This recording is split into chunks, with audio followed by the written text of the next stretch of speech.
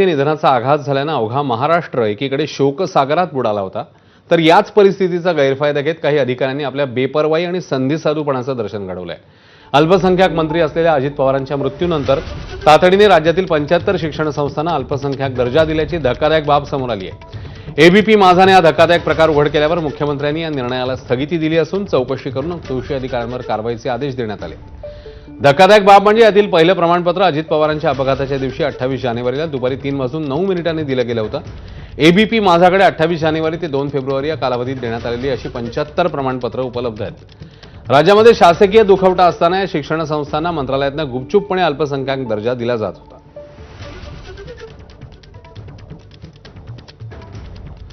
तर शाळांना अल्पसंख्याक दर्जा का हवा असतो ते पाहूया।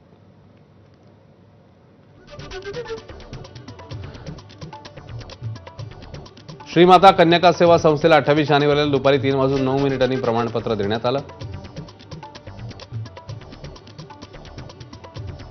सेवादास महाराज शिक्षण प्रसारक मंडळ यवतमाळलाही 28 जानेवारीलाच प्रमाणपत्र मिळालं।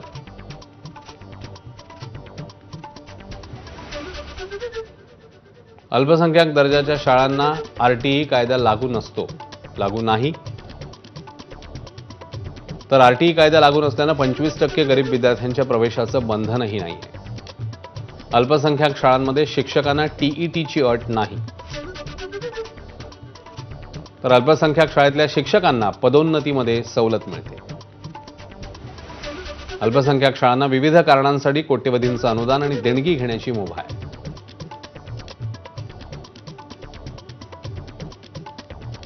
या प्रकरणावर राज्याचे अल्पसंख्याक आयोगाचे अध्यक्ष प्यारे खान काय म्हणतात, तसंच युवक काँग्रेस सरचिटणीस अक्षय जैन यांनी काय आरोप केलाय पाहूया। एकीकडे राज्यातील उपमुख्यमंत्री ज्यांच्या निधनानंतर संपूर्ण राज्य शोकाकुल आहे, तो कोणत्याही पक्षाचा असेल, कोणत्याही जातीचा असेल, धर्माचा असेल, आणि एका बाजूला त्याच काही तासात त्याच मंत्रालयातील अधिकारी सरसकट 75 शाळांना काही तासात सर्टिफिकेट देत आहेत, ज्याच्यावर बंदी होती, ज्याच्यावर स्थगिती होती। मागच्या 3-4 महिन्यात त्याच्यावर एकही सर्टिफिकेट शासनातर्फे देण्यात आलेलं नव्हतं। अशी काय गडबड होती, तर ते सरळ दिसतंय की पैशांची देवाणघेवाण याच्या माध्यमातून झालेली आहे। तर यांच्यावर कारवाई होणं खूप आवश्यक आहे, जेणेकरून हा मेसेज बाकी मंत्रालयातील अधिकारी असतील, कर्मचारी असतील, त्यांच्यावर हा वचक बसेल।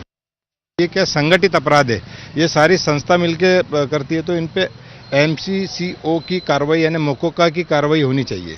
बिल्कुल सीआईडी की होना चाहिए, सीआईडी मार्फत इसकी जांच होनी चाहिए, और ये जितने भी अपराधी टाइप के जो लोग हैं, जो भारत का यानी कि जो बच्चों का भविष्य जो खराब कर रहे हैं, इन पे कड़क से कड़क कार्रवाई होनी चाहिए।